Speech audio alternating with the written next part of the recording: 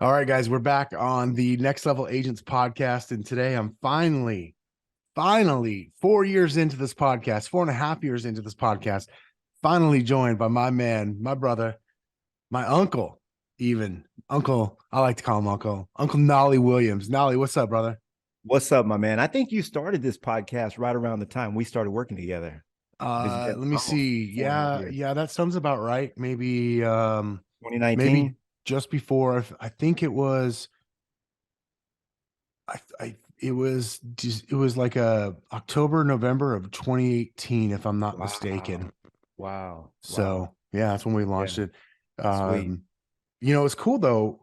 I'd always wanted a podcast, but I didn't know, like I literally didn't know how to do it. Like I thought it was like I had been a guest on a podcast before a few times, and it was always like I went to a studio and there was like this sound engineer and this real fancy setup. And so in my mind, that's what it had to be. In fact, Fred and we'd both talked about it multiple times. Like, we should have a podcast, but like, it seems like such a commitment. And then one day, we had an employee literally go, "Hey, you know those videos you're posting on Facebook? Like, we could just take the audio off that and make you a podcast." And I was like, mine was blown.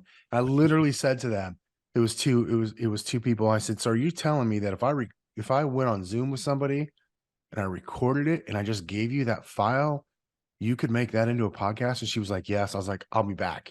And dude, that was, you know, that was November of 2018. Here we are. I love it. I love it. Efficiency. Demystify the whole thing. So, Yeah, and it's exactly. amazing what we can do now, man. It is just so amazing, bro, Dude, with the when you look at technology. the technology that we have available to us, Amazing. um, Fred and I were doing videos back. We literally started doing video blogs in 2009. Um, Yeah, I remember that. Short sale power hour, baby. yeah, What's up? that's right. Like way back in the day, you were a guest multiple times. It's like, Yeah, I that was guess in a great. way, you've kind of been on the podcast, if you will, a Yeah. ton of times just before it was called the podcast. And we just called it a video blog or a vlog back in the day because we go way back, man. Yeah. Let's see, Nolly, our paths first crossed. It was at family reunion. We were in Orlando, Florida. I believe it was like February of 2009. Does that sound right to Mhm. you? Yeah, that's when it was. For those that don't know, Family Reunion, that's a Keller Williams family reunion every year. It's been hosted. I think a couple years they did it virtual. Try to do it virtual. I'm not sure, but anyway, that's where we met, man. We were on stage together, bro. From what I recall. So Yeah, you got them removed now, but like you had braces, and I was like, who is this black man with tall, skinny yeah, black man with yeah, braces and a cowboy hat and cowboy boots? Boy just came over. He just came over from Remax, and he's just like, and we're on the same panel and I was like, we just hit it off right away. And I remember yeah. we became friends very quickly. And it's funny, man. Your wife, Josie, she posted a picture probably in the last 2 or 3 weeks from one of the first times, like back in 2009, 2010, that we visited you at your home in at the time when you guys lived in Round Rock. Yeah. And you could see how young all of us were. That's been a while, man. We go way back, brother. Yeah, that's crazy. That's crazy. Yeah, that's it, it's been some amazing times too, man. We've learned a lot. You Yeah. and I are students of the game. You know what I'm saying? Like we study. We don't just we don't just participate in the real estate game or in entrepreneurship, but we study it.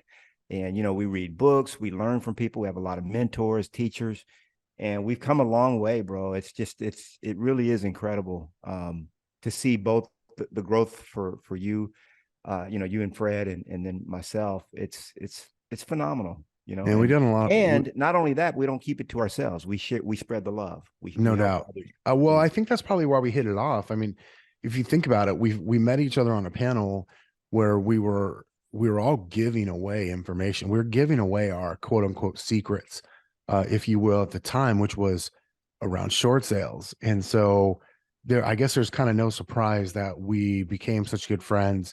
yeah, And like what you just said, I think rings true. But I want to do what I want to do is take a step back now, like, because so I met you.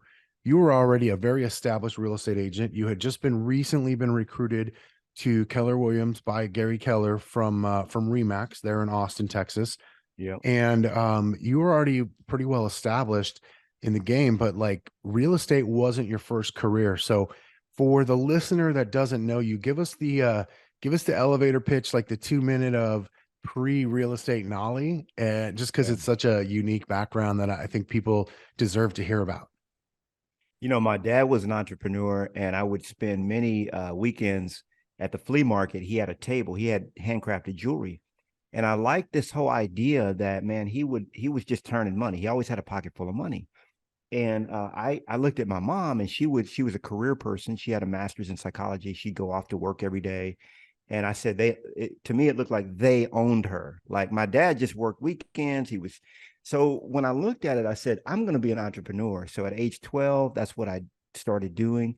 When I was 23, I quit my full-time job because I always did a side hustle of entrepreneurship. I had my regular my regular job, then I had a side hustle. But I'm 53 now, so for 30 years I've been self-employed.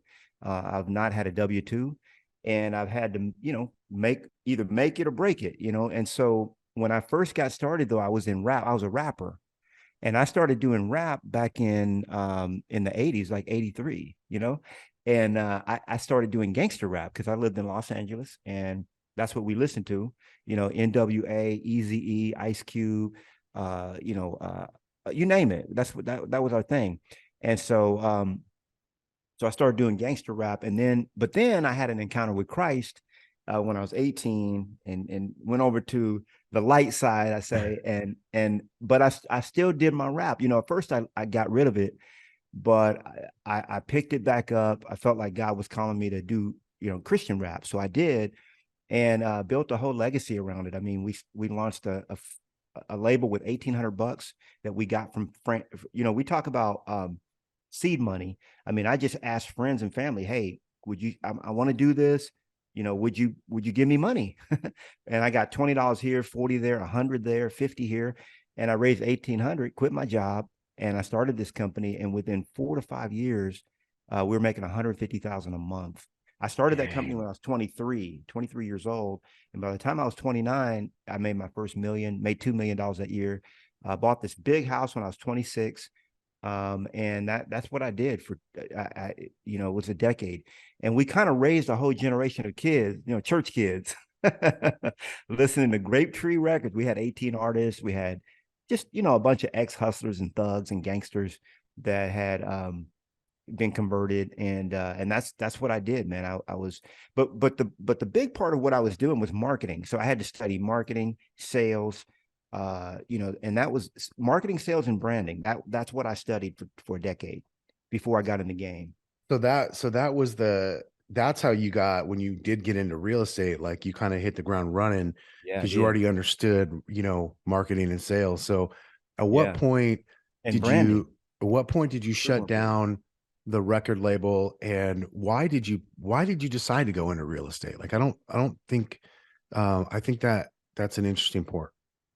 So what happened with us is my wife and I is that the label was doing really, really well. We got picked up eventually by EMI Capital. So when we first started the label, I mean, it was fledgling just like any company. But eventually, we started a magazine called Heaven's Hip Hop, and that was kind of a gateway of getting us into a lot of stores. So we had 700 stores, Christian bookstores, carrying the magazine. Whoa. Then from there, I was putting ads for my own label on the back cover and stuff like that. And then this small distributor picked us up. They had 42 record labels that they distributed, and we were like dead last when we got picked up. Well, within 4 years, we were number one, the number one label Oh, at dang. the distributor. And so that's when we got the attention of EMI Capital Records, and they were the number one Christian distributor in the world. And so they picked us up. We did a deal with them, and that really kind of blew us up. But what happened though was digital came in, and see, a lot of people don't realize this. If you're in the real estate game, maybe you're in a different industry, maybe you rock 2 or 3 different businesses, but a lot of people don't realize that industries change, they shift. And if you don't know how to shift with that market, okay, then you're going to end up shifting out of the market. And that was what happened to me. I mean, I remember we went to it was in Scottsdale, Arizona. We went to an EMI had a summit, flew all the labels in on their dime, and we all did this round table about, hey, MP3's coming. How are we going to prepare for this? MP3, MP3, MP3, this. I was like, man, dude, CDs, we just came from cassette to CD. Like, really? Like, this ain't Yeah. nothing. It ain't nothing. So I didn't prepare for it. What I could have done was digitize my whole catalog and I would have made bank. But I wasn't smart enough. I put my head in the sand, I poo-pooed it, and our sales went down by 30%. Once the iPod came out, we were forget about it. We were done, and we didn't have our stuff on iTunes, and so we went from making 150 grand a month to 30,000 a month, and my payroll was 42,000 a month. So I couldn't even make payroll, bro. And eventually my house was in foreclosure. I mean, I was I was sinking bad. And so during that time, I was like, I gotta liquidate, I gotta sell this house. And we had a 6,000 square foot home on 10 acres. We had a recording studio on the property, 1,200 square feet. We had a 1,500 square foot office building. And it was a dream. I mean, I had a 1 acre pond. It was beautiful, beautiful property in Round Rock. And I said, I gotta sell this. And so when I sold it, tried to sell it on my own because I didn't want to hire a realtor and pay them. And then I ended up actually, I hired a realtor. She didn't sell it. It expired. Tried to sell it on my own. That didn't work. So finally I researched and said, okay, who's a hot shot at selling homes like this? And I found Jack McDonald. He took on the case, as you will, because it was a very unique property. And when I saw the commission that I paid him 30 grand on the settlement statement. And this was back in 03. And I was 33 years old. I said, man, I just paid this guy 30,000, and I couldn't see much of what he did. Like I never talked to him. He came out. Jack McDonald, loved the guy, great guy, great realtor. But he didn't seem to do much. Like after he listed it, I talked to his assistant, his other agents, and he collected 30 G's. So I was like, man, maybe this is something I could do. You know what I'm saying? So I talked to Jack, and I said, man, you think I could do this? And he was like, dude, you could totally do this. So he kind of showed me the ropes, and that's how I really got in the game. Dang, that's cool. Yeah. So Yeah. that was 2003. So tell me about, so you got licensed. So did you just like hit the ground running, like with your marketing skills already? What was that like for you? What happened was I was very scared. So when I first got in the business, I was just like I am now. You guys, you work with me, you know how I am. So when I got my license in June of 03, I didn't even place it with a company until December of that year. Okay. Why? Because I was studying the game. I was like, I got to be right. I got to be perfect. I read all the books. I did spreadsheets. I had charts on my wall. I was putting together my listing package, my PowerPoint. I mean, I was just, getting ready to get ready the whole time. That's what I was doing. I was studying the game. But in the meantime, my wife and I decided, after we sold our house, we decided to move to South Texas, which was a different market than the Austin market that I was used to. So we moved to South Texas. We bought a house. So we were busy with all that. And then I found a small brokerage because Keller Williams wasn't in South Texas. And I really wanted to join Keller Williams, to be honest with you, at the very beginning. Why? Because I read the Millionaire Real Estate Agent book, and I liked what I read in there. And I was like, man, if I would have just implemented these strategies in my music business, I would still have my company. That's how I felt that strong about it. And so I joined Prudential, and in my first 74 days, I took 21 listings, bro. Dang. 21 listings. And I took it all. I mean, $40,000, $50,000, $60,000. I didn't care. I'm listing. Boom, boom, boom. But yeah, I hit the ground running. And it was a new market. It was mostly Spanish speaking. I didn't know a lot of people. My wife knew, her family lived there. So we leveraged that a little bit. But most of her family was broke. So they wasn't trying to buy a house and I got into listings right away, by the way, listings from the very beginning, from the jump. And my business card said listing specialist, because that's what the book said. All the books I read said list. So I just followed the books, man. And I just followed what it said to do. And I was extremely blessed from the very beginning. And I didn't know that it was hard. I didn't realize that it was supposed to be difficult. I just was green, naive. and I just hit it. There was a couple of things that I did that were other people weren't doing. You know, I came up with a slogan, consider it sold. I found out that I could have 4 billboards, which I don't recommend these strategies now, but this is stuff I was doing. I could have 4 billboards in town for $500 a month. So I found a couple of sponsors that would go in with me. This was actually before RESPA. RESPA kind of came out around that time, but you could get away with a lot of stuff back then. I started doing everything that I was taught to do, I did, but I figured out a way for other people to pay for it, if that makes sense. Yeah. Sponsors, you know. And I had a 5,000 house farm, you know. I didn't pay a dime for that. I didn't really have a SOI, but man, I was just hitting it. The bargain book came out every week. It was like a local rag, and I Yeah. found out I could put a ad in there. I think it was like $25 a week for the ad. You know, are you thinking about selling your home? List with Knolly, sell in less time, get more money, free consultation. And then I put consider it so with my big cowboy hat and all that on the billboard and on the ads, and everything was consistent. And so, but it was all my messaging was for listings. Every single message that I put out was to get a listing. And then you Nothing stayed for there, right? marketing. You never really deviated Mm-mm. from listings, right? I never did. I just changed my strategies because I started with expireds. That was my first niche that I started with, because my mentor was doing expireds. So I said, okay, I got to do expireds because that's what he's telling me to do. And these are people that have already raised their hand and said they want to sell. Right. And it was a good market for expireds. But then eventually within 6 months to a year, I mean, we're talking about '04, right? Going into there, people were upside down.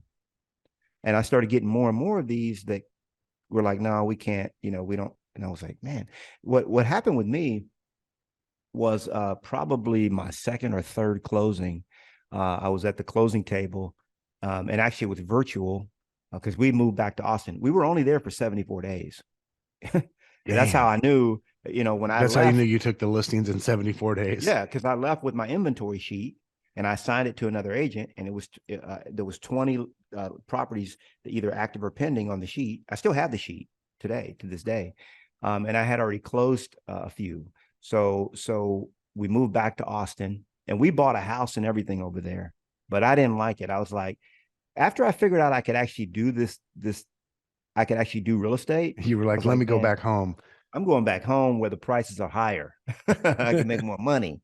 So that's what I did. And so there's a lot of things that I did right from the beginning. There's a few things I did wrong, but I think the focus on listings from the very beginning, I became like a magnet, dude, for listings. Let me ask you this, Nolly, like, because you said something a few minutes ago about how um you wouldn't necessarily recommend those things today. Like you mentioned the billboard and right. like that local magazine, the bargain hunter thing. Yep. The But bargain book. if you were a brand new agent today? Like, let's just say you got licensed today and you're getting ready, like you're full time, like real estate's your deal. You got no backup plan, no plan B. What do you think you would do today if you had to go make your living today purely off of real estate sales and nothing else, and you were brand new? Yeah, I could do it too, boy. I know I you kill it. could. That's why I I want kill to know it. what. That's why I want to know what you think you would do So first. in this market, what I would do, first of all, I would focus on listings. Okay, I would so focus that's on still listings. true. You'd still focus on Yeah, listings. because if you want to market proof yourself, listings is where you have to focus. The thing about listings is that when the market is good, there's people that have to sell. You can get rich in a good market.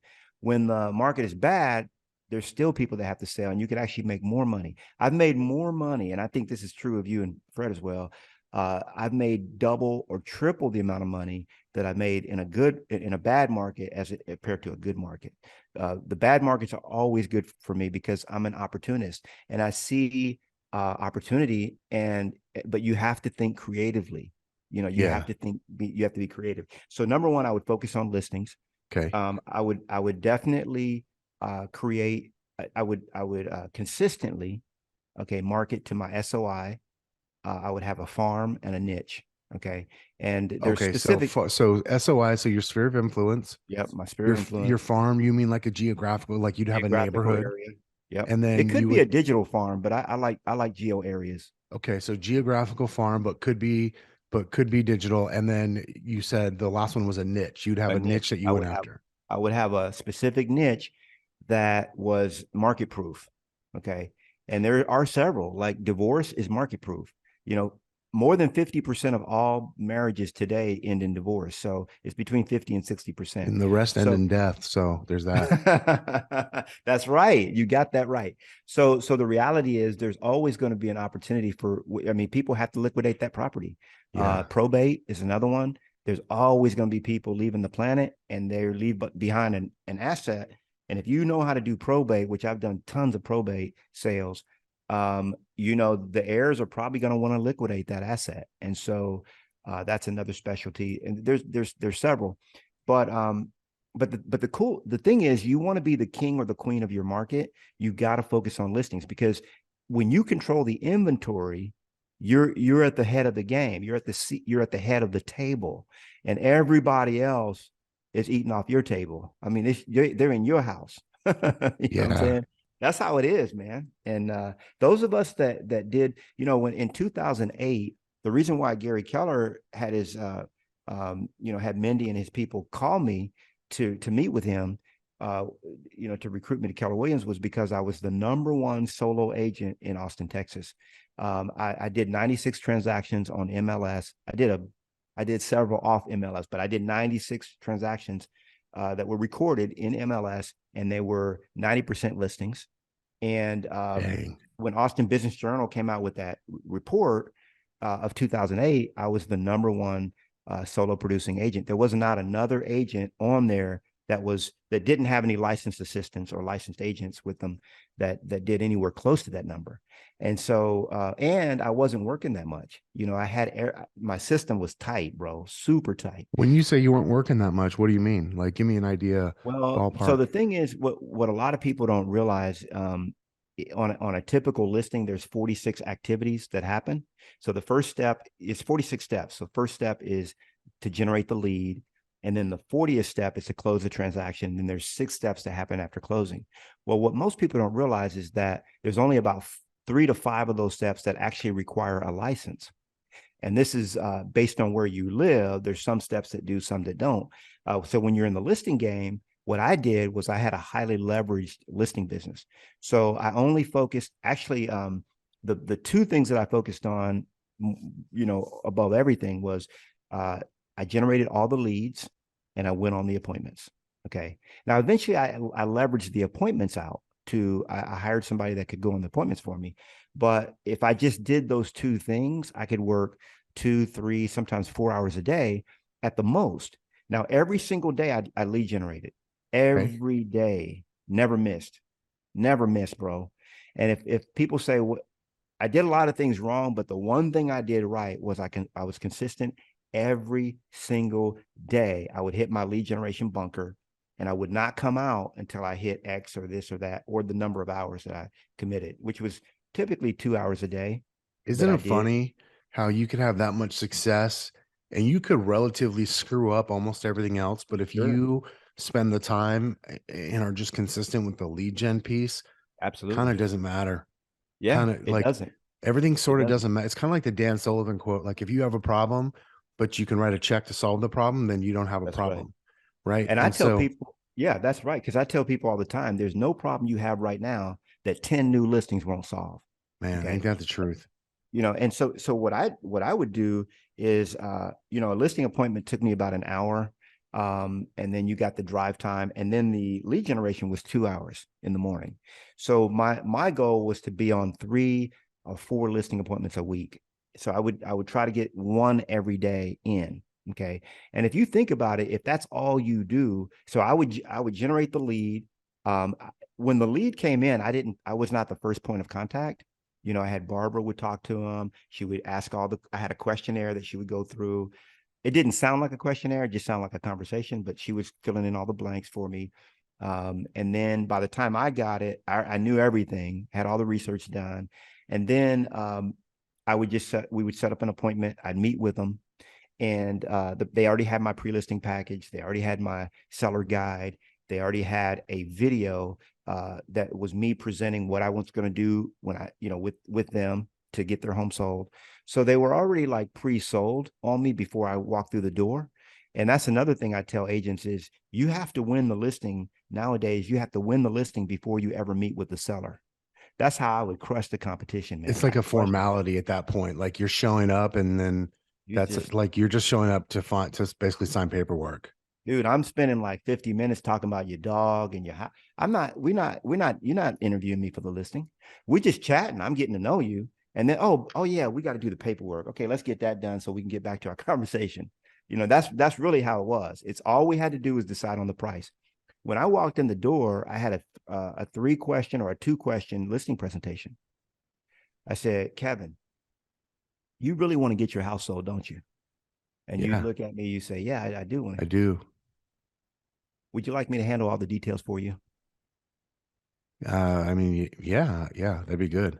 Now, if they said that, I knew what my work was. Okay. And then I say, Kevin, all we got to do now is figure out the price, bro. Because I know I've already got this house sold. It's already sold. I've already in fact, my team has already started the front marketing for getting this thing on the market. I mean, we're already working on this. So all we got to do now is the paperwork and figure out what price we're going to go with. And that's it. So now if they said something like, well, I think I might use you, but okay, now I know what I got to do.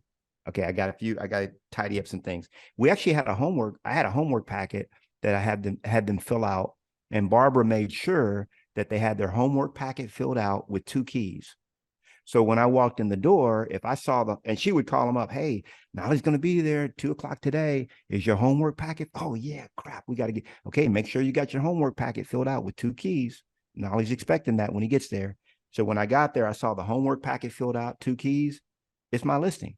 And what Yeah. I would do, it's a lot of things like that people, agents don't realize there's little things, bro, that you can do to just really skew skew it in your favor. First of all, I'm laughing because this is the way that you took listings is the way you consult with other agents.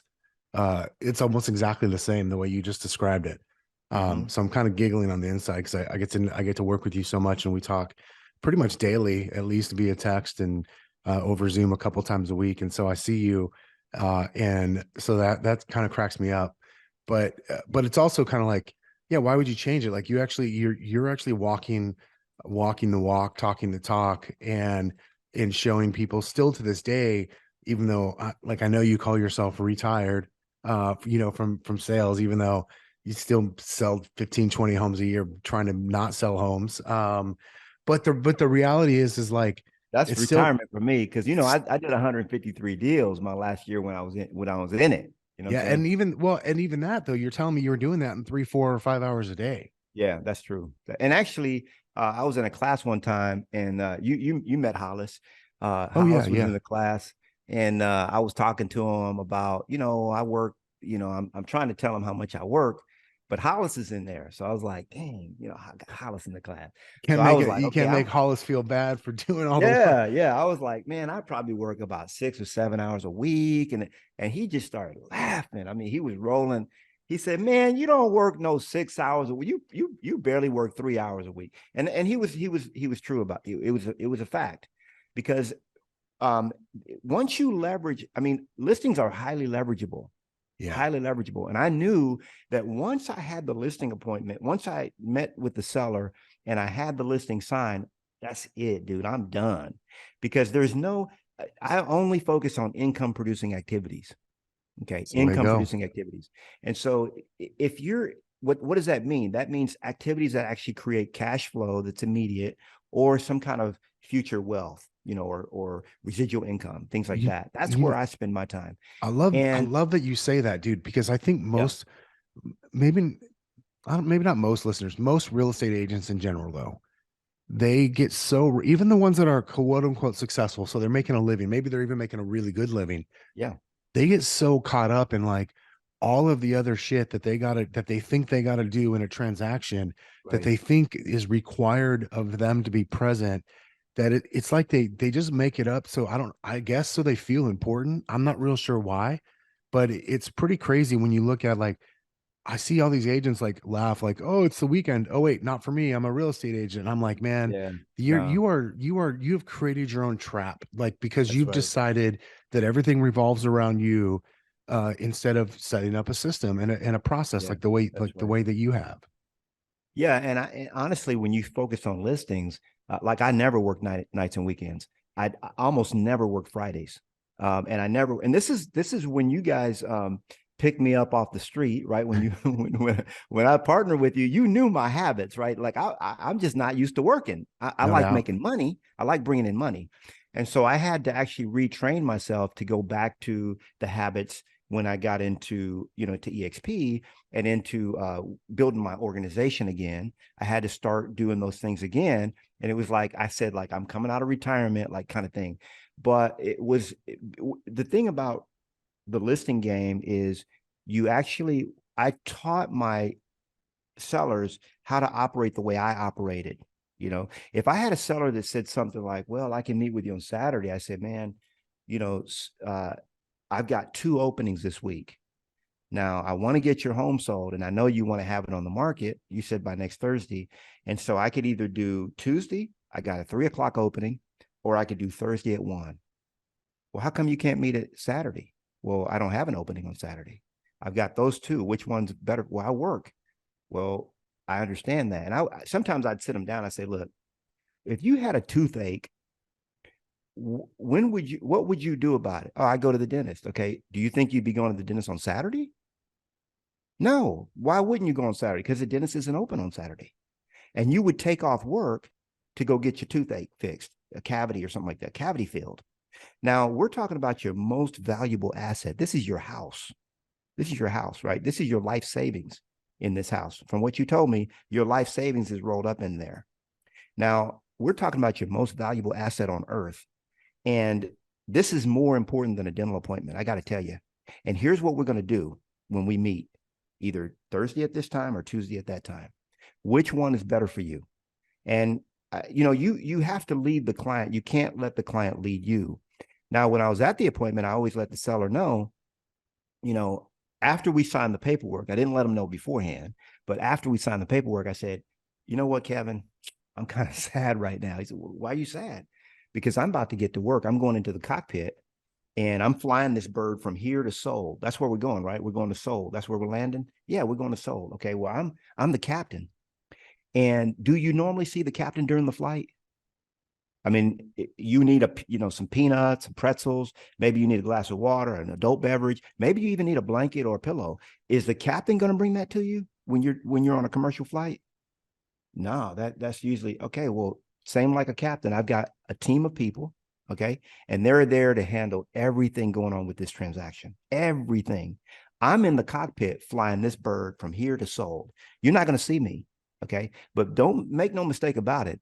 The captain was there the whole time. You might not have seen him during the flight, okay. After the flight is over, we go to closing. You might see me there. You might see Carolyn there, or Morris might be there, but I'm going to be doing my job, getting your home sold. That's what I do. So you're not going to see me. And they didn't expect to see me. In fact, when I would call them or just check in or whatever, they were like, well, what's wrong? And I would tell them, Kevin, if you see the captain during the flight, we got a big problem. Something's wrong. I don't expect the captain to be mingling and, no. I do not. I want you in the cockpit. And that's where you want me. I go on appointments like this, like I'm here with you, but all the rest of my time, I'm in the cockpit. And that was something that I utilized, so that they wouldn't have any You always set the expectation. Would it offend you if I give you that white glove service and exceed your expectations with my team handling all the details? Kevin, would it offend you if we brought you more than your asking price? Because when I'm not having to walk through the cabin, that's when we normally get more than asking. Would it offend you to get more than asking? No, I sure wouldn't. Well, I got to tell you right now, you don't want to see me. Okay. Because, and so, you train your people. Now, a lot of people like to work a lot. I was a workaholic in my first career, and I still like to work, working 12, 14, 16 hours a day. But when you realize that you don't have to, now, if you want to do that, you're Warren Buffett, Warren Buffett, and you ain't got to work, but you don't know what else to do with your time. It should be a choice that you do that. But if you can't just leave your business today and go for 2 weeks or a week or whatever without it falling apart, your business is not where it could be. I say could be. Does that make sense? 100% makes sense. Like Yeah. that's the trap. I think that's the trap that most agents fall into is Yeah. because um, first of all, to be able to tell someone that they can't meet a seller on a Saturday when that person clearly wants to sell their home, like most agents they just flip right out. Right when you said that, man, I know there's someone listening to this right now that they were like, what? He wouldn't go on a Saturday? That's madness. So he must not care. But I would challenge that you do care. In fact, you care more than the person that will run around like a chicken with their head cut off Yeah. because you have Yeah. standards and you have a process for the way you do things. And to your Absolutely. point, if you had a toothache and you were going to the dentist, it's probably not Saturday afternoon. It's probably Tuesday at 3 or Thursday at 1, right? You're gonna Unless it's go an emergency. And there are no emergencies in real estate. there ain't no emergencies in real estate, man. There are literally none. And man, I think that's the thing that agents we um as a community, as an industry, we've got to be more professional. The thing is, like, here's what I believe about you, Nolly, and so correct me if I'm wrong. You would have not taken the listing if it meant you had to go on. If that person stands their ground and says, "Listen, no, I just refuse. I believe you need to work on my schedule. So Saturday, you can meet me Saturday or not at all." I believe you probably turned down that listing. Am I right or am I wrong Yeah, about I that? would turn it down because here's the thing. If you cannot lead your client at the very beginning, then you're not going to lead them through the transaction. You're going to have a difficult transaction. If I cannot get you to skip work to sit down with me, for 2 or 3 hours. Now, one of the things that I did compromise on is I would meet them at their office. I say, okay, I get it. You're a surgeon. You have a tight window. I totally get that. When's your lunch break? My lunch break? Yeah. When do you take a lunch? Well, I have this. Okay, you know what I'm willing to do for you? I don't normally do this, but I'm willing to do this for you. I'm willing to meet you at your office, and we'll just set aside. It only is going to take 20, 30 minutes, and we'll go through the paperwork, and we'll do it that way. You know. Now, lately, I do almost all of my listing appointments on Zoom. Okay, so it's kind of a non-issue, and they just do it on their lunch break or whatever. But yeah, you have to be able to see when you go into a listing appointment and you need that listing. You got to have that listing. I went in every listing appointment, even if I knew I needed it, I didn't need it. Okay. Yeah. And, one of three outcomes: either you're going to list with me, you're going to not list at all, or you're going to list with someone else. And either way is okay. I'm fine with either way. And the energy that I carried in. Now, a lot of agents come in with bad energy, man, bad energy, and they don't get the listing, and they were like, well, because and what happens when your energy is off? This is another conversation, but when your energy is off, they can tell, and they're like, why didn't you list with so and so? I don't know though, just something about them. It didn't feel Commission right. breath. Yeah, that's Like when it. they got Just commission something breath. Yeah, didn't feel yeah. right. Yeah, no, it's true. I Yeah. think, and the reason why, here's what I believe. The reason why you could be comfortable in saying one of these three outcomes and being comfortable with all three of them, including not listing or not listing with you, is the fact that you were going to get another at bat tomorrow. So Man, if you I'm didn't going. get this one today because you did your job every day, you spent a couple hours every day generating opportunities to go on listing appointments. You knew that. So if you didn't get this one, no big deal. I'll get one tomorrow. Yeah, and the other thing is I always lived on about 40% of my income. So a Oh, lot of people, man, they live right on the edge of what they make. I remember when I first got into real estate, I knew that if I did about 20 deals a year, I would be cool. I would be good with my lifestyle. But what I did was I focused on doing 100 deals a year. Okay. But I didn't want to work anymore. In fact, I wanted to work less than agents doing 20. And so I figured out, okay, what all do I need to do on a listing personally? Like, what personally do I have to do? And there was really only 2 to 3 things. Number one, I should be generating the leads, okay, doing in my lead generation bunker. I should go on the appointments. because I've got, I got this, I've learned how to do that. The Dog and Pony Show is really good. And then I should be negotiating contracts. And if the deal is going sideways, I need to step in and save it. But that's it. There's really no other activity that would require my personal time and attention. And the game was, how much can I make per hour on this deal? So if you're paying me 15,000 to sell your house, if I could put in 3 hours of time, I'm good. You just paid me, $5,000 an hour. I'm cool with that. Does that make sense? Yeah, makes I didn't perfect tell the sense to me. client that. I didn't tell the client that, right? But they I didn't care. They just wanted the result. I love, there's listeners out there and I love them. And I'm thinking about a couple actual listeners that I'd consider friends. They're thinking right now, but I can't do that. Like I got white glove service. Yeah, I'm going to help them stage the house. sure. And what I want that listener to take in is the fact that I want you to be aware that you are making that decision. That is not something that you have to do. That is something that you are choosing to do.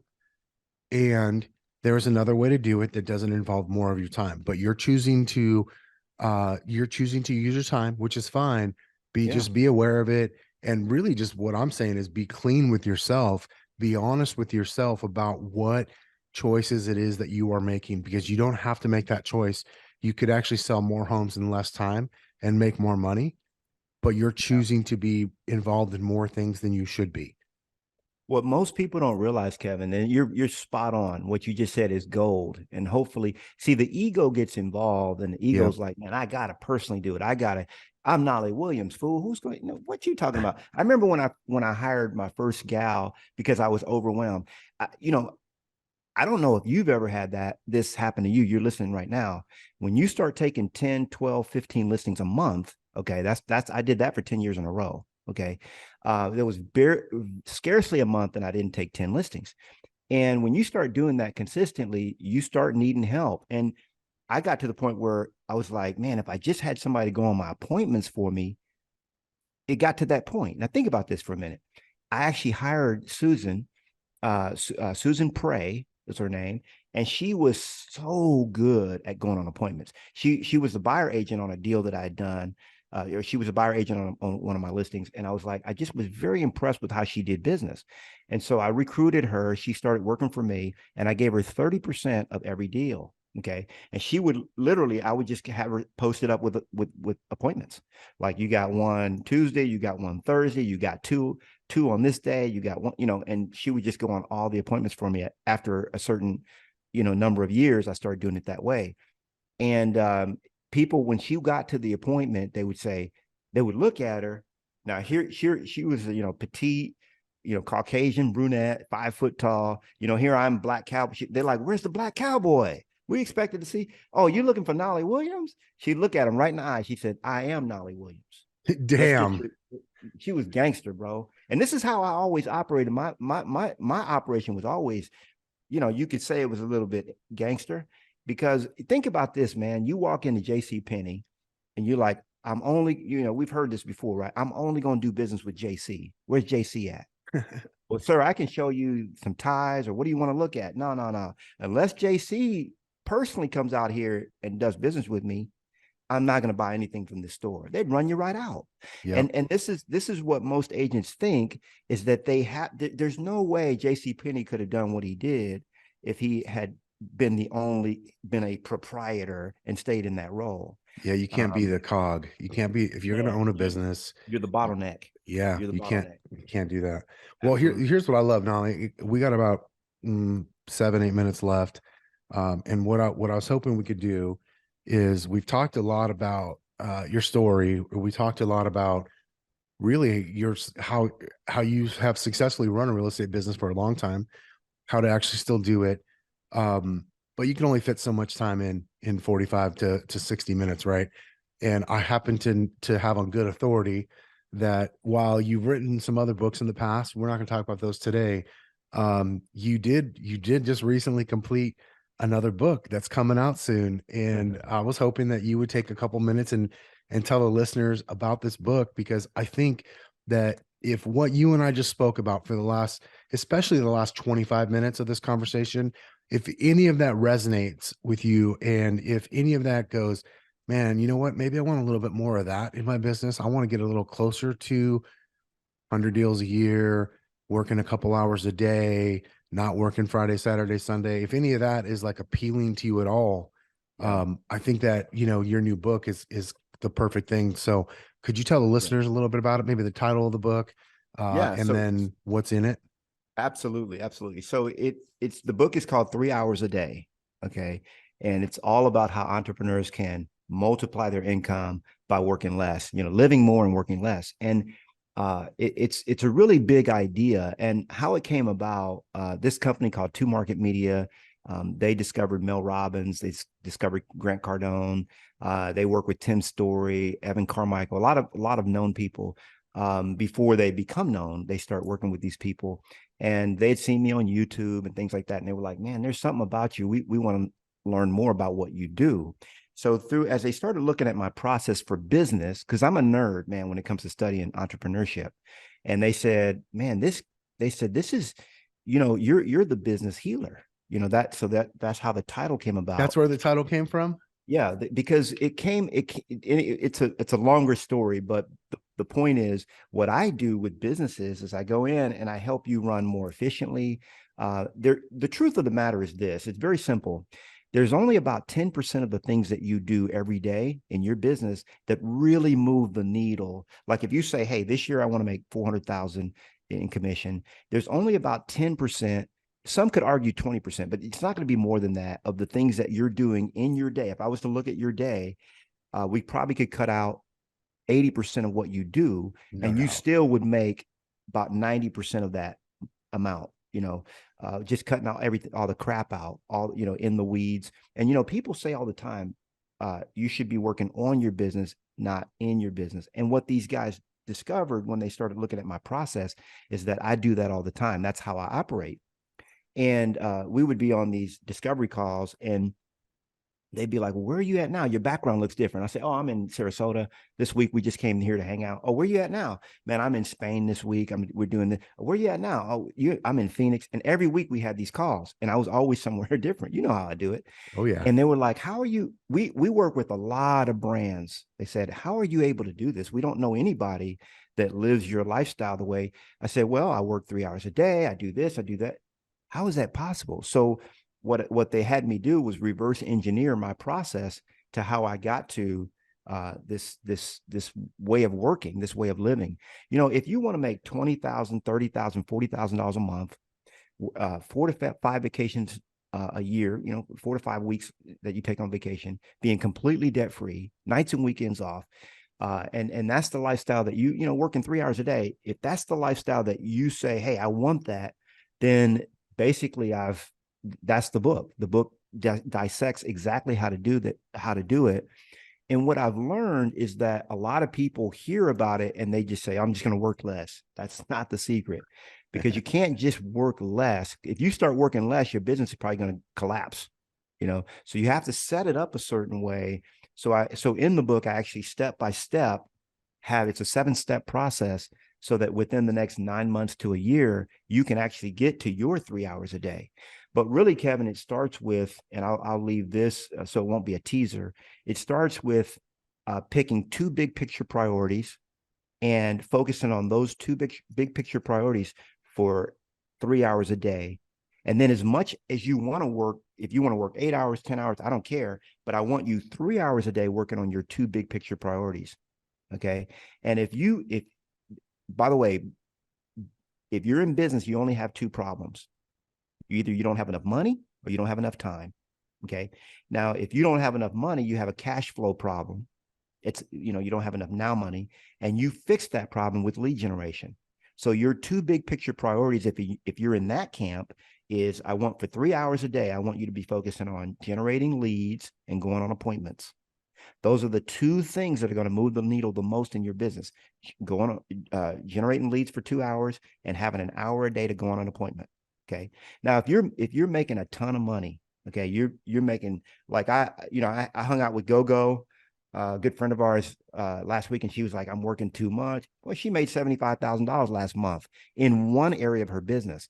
I happen to know she owns 3 businesses. So she probably made $250,000 last month, but she's working more than she knows she should. Okay. If you got that problem, then you got a time problem. And the 2 big picture priorities you should be focusing on, okay, is branding and leadership. If you focus on those 2 things, it will move the needle 90% toward the goals. You'll still be making 90% of the money that you need or that you're making now, and eventually you'll quadruple your income when you really fully implement this. So branding is basically, like what I do, being on podcasts, being on starting a TV show, maybe having your own podcast, doing your YouTube channel, all that kind of stuff is branding. And leadership is leading your team, making sure you've got the right people in the right places so that there's no slack in your operation. Somebody's got to be doing those tasks. That's not you.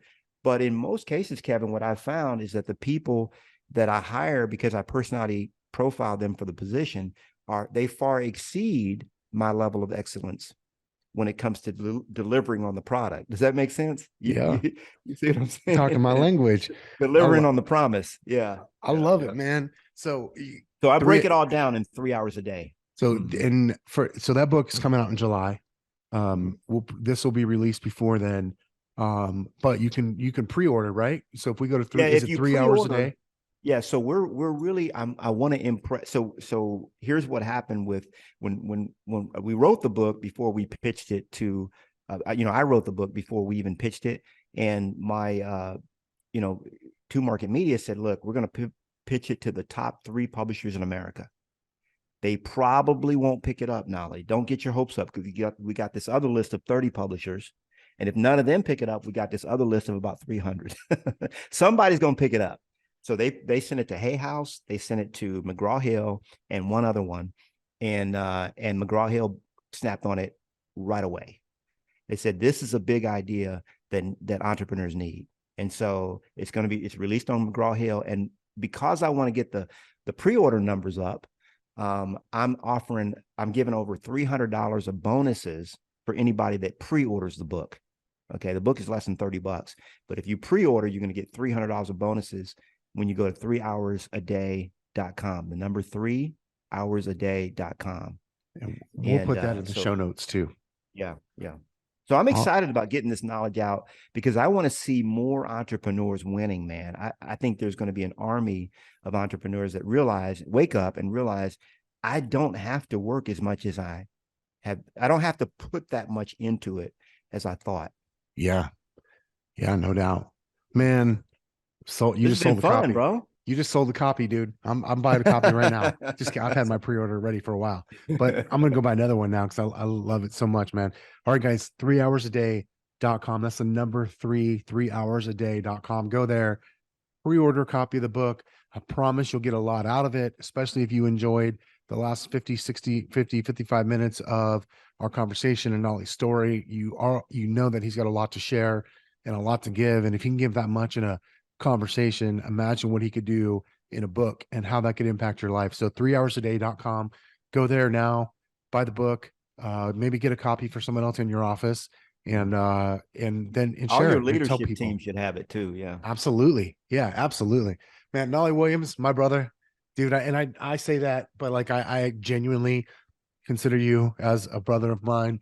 I love you, dude. I'm so excited for this new book launch for you, and I'm just thankful to not just be in business with you, but to be able to have the friendship and the relationship that we have with you and Josie, and man, after all these years, and I feel like we're just getting started. I feel the same way. I appreciate you, brother. You're a great leader. You're a senior partner of mine, and I appreciate everything you do for me every day, brother. Thank you so much. Appreciate it, man. All right, listeners, go out 3hoursaday.com, get a copy of that book, share it with someone, and we'll see you guys again next week. Knolly Williams, thank you very much.